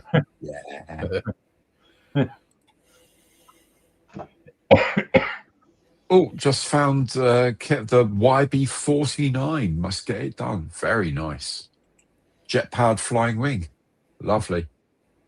Crash gearboxes and double key declutching, those were the days. No, they weren't. No. No, they weren't. Yeah. I remember the MC section at Catterick, when they were training them to drive. The thing they used to do is they had like this big hill thing they used to go down, and there was like a T-junction at the end. So it'd be going down the hill, go down it gets to the T-junction, the guys went, right, off you go there. And they were locked up because they used up so much air pressure on the brakes going down the hill. All the reservoirs are empty, so sitting there going, trying to get the damn things going again. So that's quite funny. Wish I'd done something socially useful with Andy, don't we all? I did fix a Y2K problem at Dungeness 8 power station. It got confused by the 8-year maintenance. You did something socially useful fixing a computer problem with a nuclear power station, mate. That is what that's almost a definition of socially useful as far as I'm concerned. Yeah. Jesus. Yeah. Ask Chernobyl. Oh, Rob says, caught the Joe Blogs pie mash video. How come no white pepper or vinegar on the jelly deals? Not the biggest fan of vinegar on the jelly deals, mate. On the regular eels, but yeah, I know. I did my best. Did my best to try and introduce him to it. Doug was a volunteer firefighter as a team. Remember, we had an old World War II 6x6 truck we used as a tanker and a supplemental sprayer. Interesting. Yeah. Wingspan of the YB49 is the same as the B2, apparently. War of the Worlds 1953, I think. This is wrong. Sodders man, give me bacon grill cooked in a mess tin. God almighty. That sucker did not need a road. We used it for wildfires, says Doug. Yeah. One of the memories I've got of being a teenager is when the firefighter strikes were on, and I was just walking to cadets, and I heard a bell ringing behind me. I was like, what the hell? And as I turned round, coming round the corner was a bloody green goddess, nearly bloody tipping over. John Bell. Yeah. Doing at least 55 miles an hour flat out. Yeah. Brilliant. Yeah. But my very first memory of firefighters was when I was a kid. I was about 4 years old, and the house opposite us had like a big garage and the guy was always like spraying his cars and things like that in there.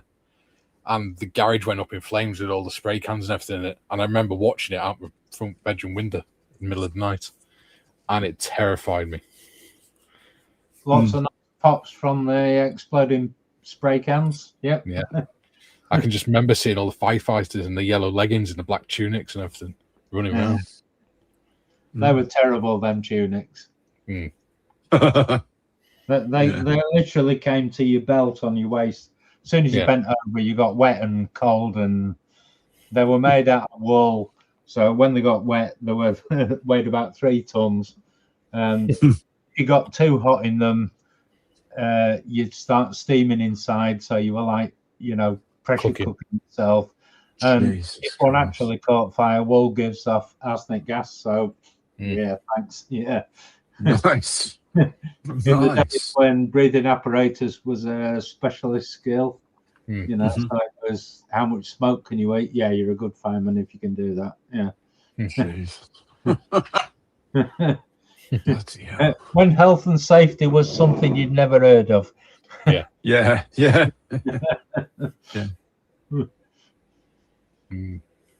Andy Wilson says, I remember the Green Goddesses in 1978. Oh, Winter of Discontent, 78, 79. Awful times. 10 years before I was born, that. Oh, shut up. Nigel says, you used to drive a Green Goddess on landfill sites for dust suppression. There we go. I remember when them strikes were on, there's a TV program called 2D TV. It's like an adult cartoon show. And it took took the mick out of news events that week. And there's one where they're doing the Green Goddesses, and Gordon Brown ran into the fire station with a firefighter's uniform on, climbed into the Green Goddess, and it's like, right, let's go. And as he started the engine, the bloody wheels fell off and things. And he just ended up with him sat on the seat ringing a bell. Yeah. Oh, Jack says, great show as always, especially with the brilliant Rocky start. Excellent. Enjoy holidays. See you on the next ones. Thank you very much, Jack. I will do my very best. Mark, to all our firefighters, I give you thanks. Absolutely. Yeah. We just did a job. Braver man than I, Gungadin. Yeah, fuck right. Absolutely right.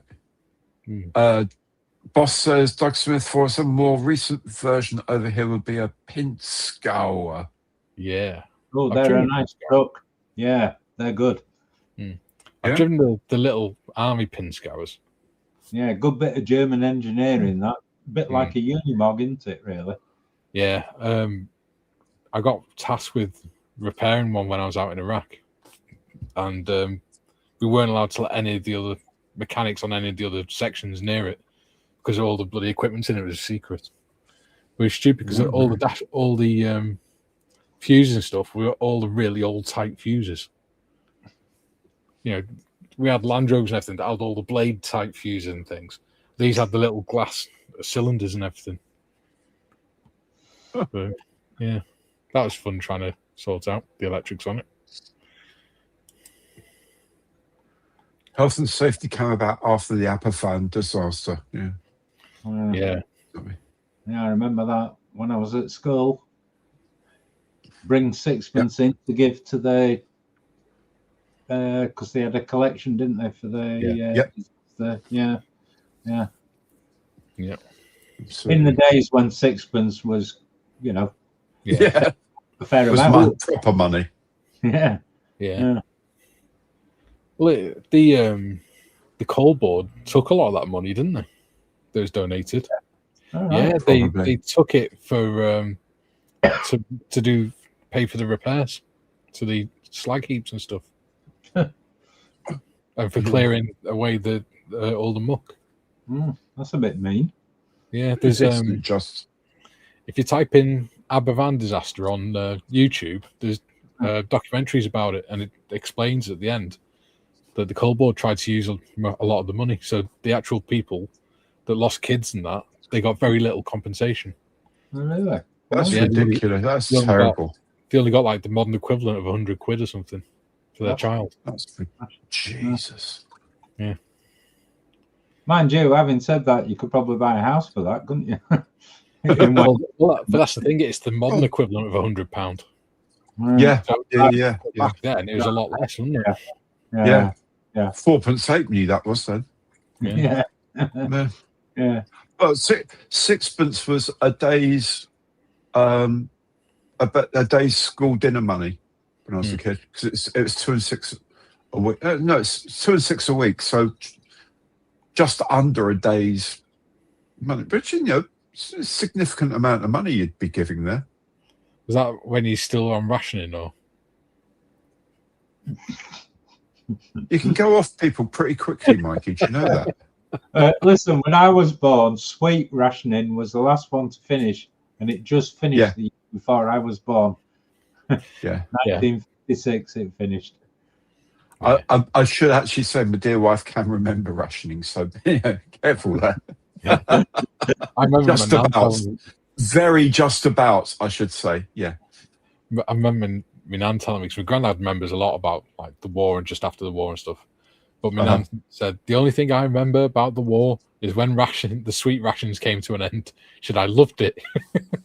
That's about 1952, 53, wasn't it? Sweet rationing finished. Just before the coronation in 53, the sweet rations finished. Yeah. Oh, late father was in the AFS. He said the Green Goddesses were so slow. He left the AFS and joined Kent Fire Brigade in 64. and said that the Comet water pump at his station was like a racing car. It would be after a Green Goddess. Anything would be. Bedford, the TK or TMs, can't remember. No, maybe Bedford K series. They were old. Yeah. Oh, right. And then they all went into storage in case of war, didn't they? Cold War. Yeah. They only sold them off a few years ago, didn't they? Yeah. Sorry? Many years ago. They only sold them off a couple of years ago. Yeah. Yeah.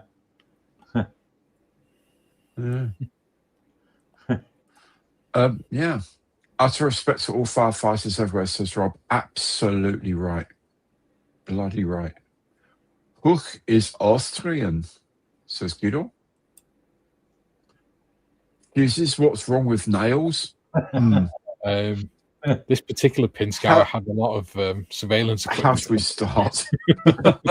How should we start answering that? Well, it depends what size nail you use, doesn't it? I mean, a 6-inch no, but a small one. Saw a pin scour a few years ago in a local petrol station. It was an ex-Malayan army one. Oh, very good. Cool. Grandma gave me some toffee substitute that she made from a recipe from World War II. Tasted pretty bad. I guess with rationing, it would be a nice change. I guess so. Also, in the early part of World War II, make a break from being bombed in a lot of places, frankly. They were very, very, very different times. Yeah. Mara Palmer married in November 52. Her Aunt Lil got a load of full stuff, including enough sugar for their wedding cake and icing. Excellent. Any manufacturer still 172nd kit of an airport-style fire engine? Yes. One of the Japanese ones. They do quite a range of European stuff as well as Japanese sort of stuff. I can't. Is it maybe Ayashima or something like that? They are quite. Okay. They are nice, multi-part, quite complicated kits. I'm kind of surprised someone like Revell hasn't done like a German airport fire appliance. Yeah, the big Chubb appliances and What? The old foam cannon on it. Yeah, I can't remember what the European ones are. It'll come to me tomorrow. Yeah. That's useful. Thanks, mate. Mark says, where are the other 3 Yorkshiremen? That's to his thing about, not having shoes or something. Have a DVD about Blitz in Bristol. It really puts into perspective what was going on, seeing what happened where you live. Absolutely. Yeah. Absolutely. Yeah. No, we've no concept of what it must have been like, have we? I mean, you just cannot imagine, and my parents talked about it-ish.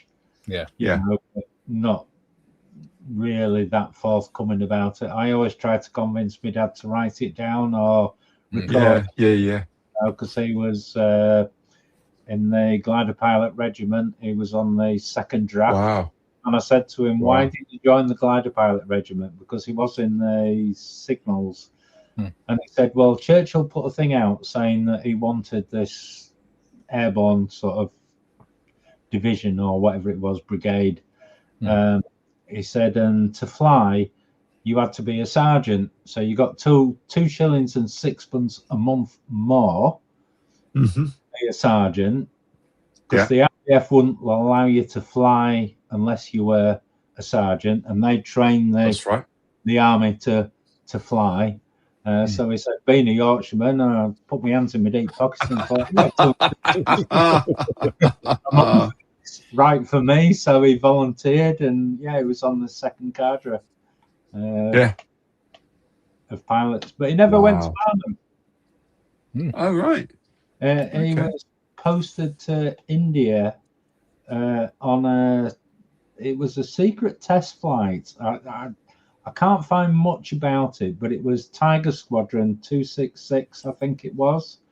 And they had a Lancaster, they had a couple of gliders, they had a Dakota and something else and something else. And from what I can make out, their mission was to see if it was feasible to fly from India over the Himalayas into China, because they were talking about staging for attacking Japan. Yeah, Operation Olympic. Yeah. Wow. As far as I can make out, my dad was chosen because he must have been quite good at what he did. So that it was a secret mission, and he ended up, his war finished in India because he took off in a glider and the ailerons failed. So he, just on takeoff, it went and crashed. And we've actually got photographs of the glider actually in that attitude before it hit the runway. So it wasn't very high. And there was he used to get the regimental magazine every month, and somebody wrote a letter in saying, I can remember this glider taking off and crashing. I've got a photograph of it. And my dad said to me, I think that might be my crash. And I said, well, you need to get the guy. And he did, and it was. And so got all the crash reports, got the photograph of the crash and the aftermath and everything else. So yeah, that's quite unique. Wow. But me and my brother have said that we are going to donate it to the Army Air Corps Museum, because Glider Pilot Regiment was the forerunner of the Army Air Corps. Yeah, indeed so. Yeah, after the war. Yeah. Amazing. I think fire brigade models used to do 1/72 or 76th scale kits, but I think they were more white metal. Yeah, I think you're right, Simon. I think they certainly did the Dennis with the wheeled escape on the back. And I think there was a few others as well. It's a long time ago now. Rob says, it's been lovely as ever. Wishing you happy, healthy and peaceful modelling. Have a great holidays. Thank you, Rob. Yeah, good night, one and all. Thank you. I'll do my best. I'll do my very, very best. I promise you. Doug says the first nuclear bomb was exploded in our desert less than 100 miles from here. We bombed ourselves. Yeah, kind of did. The Manhattan Project started in Ruthermuin up here. You can still go to the factory where, like the secret camp, and as you walk around, because it was that secret, they weren't allowed to write any notes down on paper in case it got taken out of the camp. So they had to write on the walls, and you can still see all the calculations written on the walls. Wow. That was actually how physicists work, though. They always use blackboards. Mathematicians and physicists use blackboards. They don't trust computers and stuff. Someone said in Cambridge, at the Institute of Advanced Study in Cambridge, the French literature department has more computers than the maths department. The maths department is just covered with blackboards. Even their lifts have blackboards inside, so they can discuss things in the lifts. But it's all on big stuff. They don't trust computers.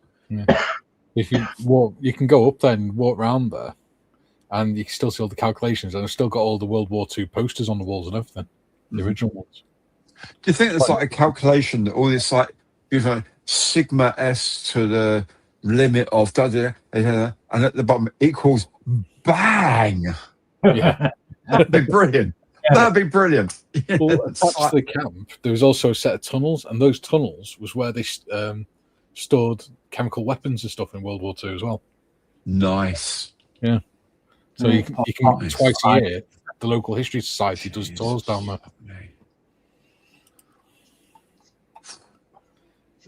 My late grandfather was a very young child during the war. Was evacuated, but unfortunately was too young to really remember. My dear late father was evacuated during the war to Cambridge.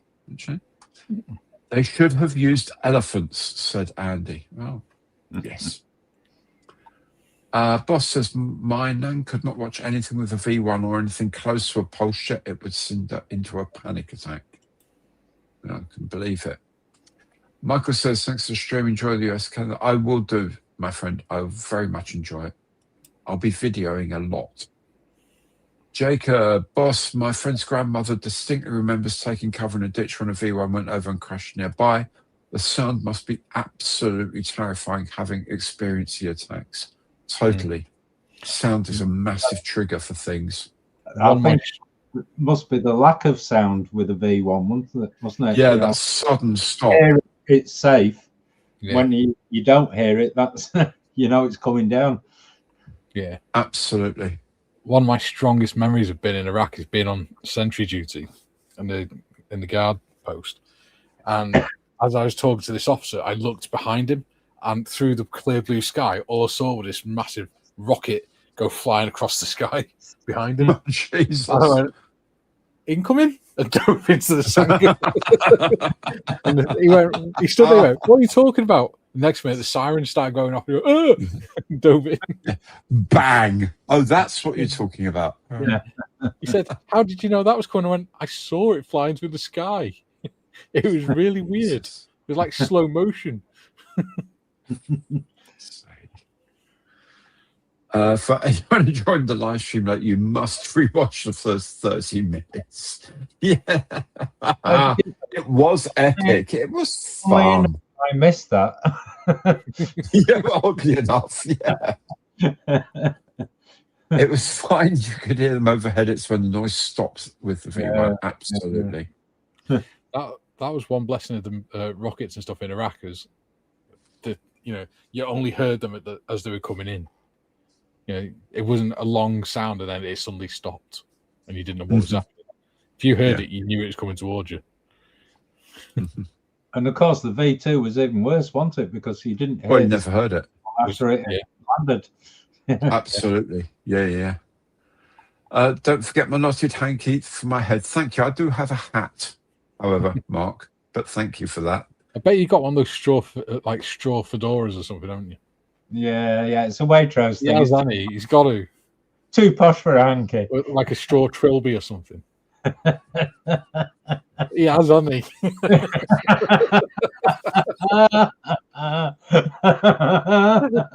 Earning the reputation again, are we, Gary?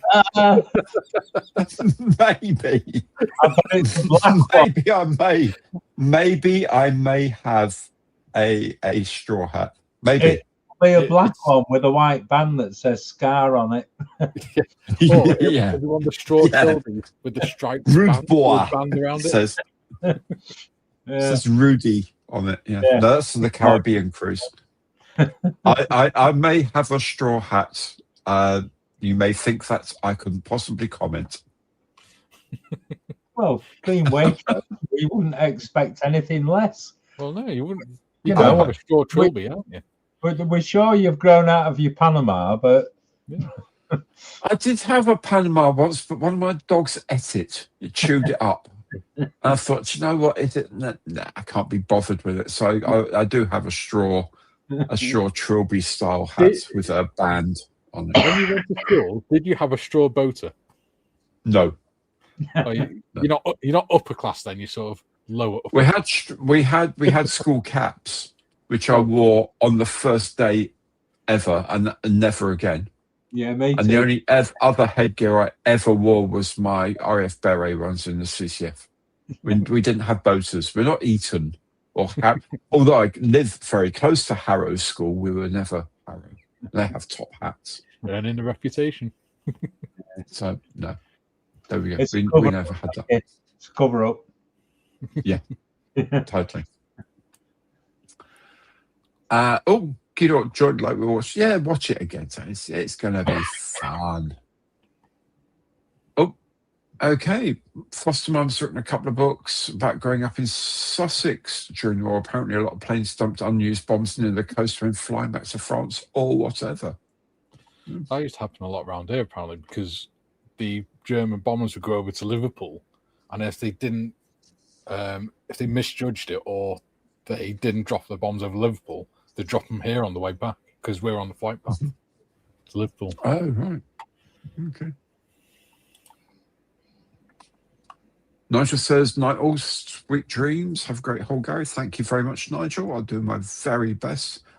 How long are you going to Alaska for? We're going to Alaska for about 8 days, I think. Then we're going to Canada, Vancouver, on the Rocky Mountaineer over to Banff, and then flying to Toronto for a week. So the whole thing will be about 3 weeks altogether. Saw a video recently about the inefficiency of the V2. It buried itself in the ground before going off, so little horizontal blast damage, but an awful lot of kinetic energy damage when it went in. It kind of about a 1 ton warhead or something, about a ton of a decent crater, didn't it? Yeah, but it tended to blow straight up, so it wasn't quite the city leveler that was intended for it. But yeah. Are my goodies of baked Alaska? Oh, my dear boy, if I could tell you the desserts I'm going to be eating. Still got my Panama hat, but I mostly wear baseball caps. Lol. Yeah. I wear a flat cap most of the time. Yes, but you're from the north. It's North required Wales. of you. North Wales, not yes, North. But still classes as the north. Yeah. Next door to you is the northwest of England, my dear boy. Yeah, me and Mikey both have whippets. Yeah, absolutely. I'm sure ferrets up your trousers as well, no doubt. But you know, but that's between you and whoever is responsible for you. It's really, it's not something I care to discuss. Yeah, my Panama has to, but she can't. I'm glad to hear it, Nick. Frankly. Have a Chinese substitute pressed woven paper for your Panama. Yeah. Have you noticed, Nick? We haven't had any big coat weather for the last few years. In the winters. Am I supposed to read something into that? Or... And I've just had my big coat repaired as well. It had a tear in it and it's just had the lining repaired. I love my big coat. No, you're right. You're right. I've not had a big coat on for I can't remember when. Oh, last couple of winters, I've just been walking around in my hoodie, even when it's snowing. It's not been that cold. Yeah. Yes, but you're Welsh, so yes. Anything above 20 is positively tropical here. The bed keeps me warm. Yeah, it does when I'm in the car. Put the heat on in the car, it warms all the hair up and it acts like an insulator. So when I get out, my neck's nice and warm. Yeah, very good.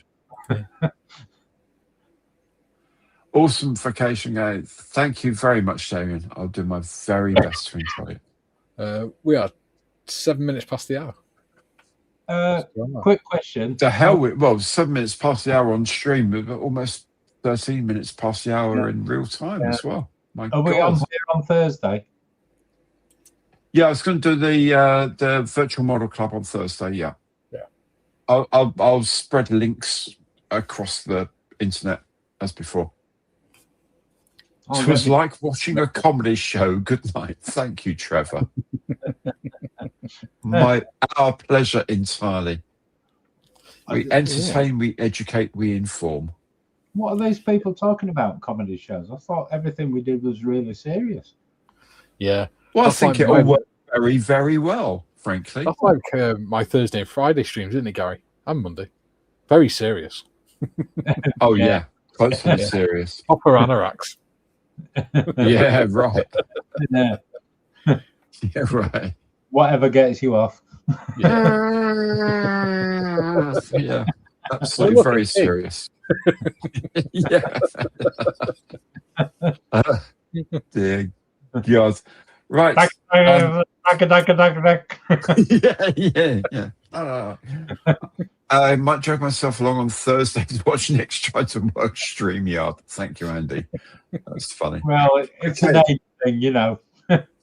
We know. We feel the pain. I'm not sure where to plug the strings in. That's the problem. Oh yeah, for the tin cans. Yeah, that's right. Yeah. Will it be live streams on first and third Tuesdays and virtual Model Club? No, it'd be first and third Tuesdays for the live streams, and the last Thursday of the month for Virtual Model Club is the plan. It's a serious show. It's very serious. Absolutely. Very Shakespearean, a comedy of errors. Shakespeare, you see, we're classics already. Yeah. They could teach us at O-level or GCSE or whatever it's called these days. GCSE. Okay, thanks, Mikey. They don't even use letter grades anymore. They use numbers. Yeah, but I'm not a number. I'm a free man. No, you're not. You've got an RAF number.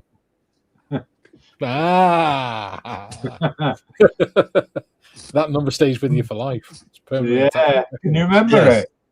I can remember mine. Of course I can. Yeah. Starts I'm not with going to say it. 001's easy to remember, isn't it, Gary?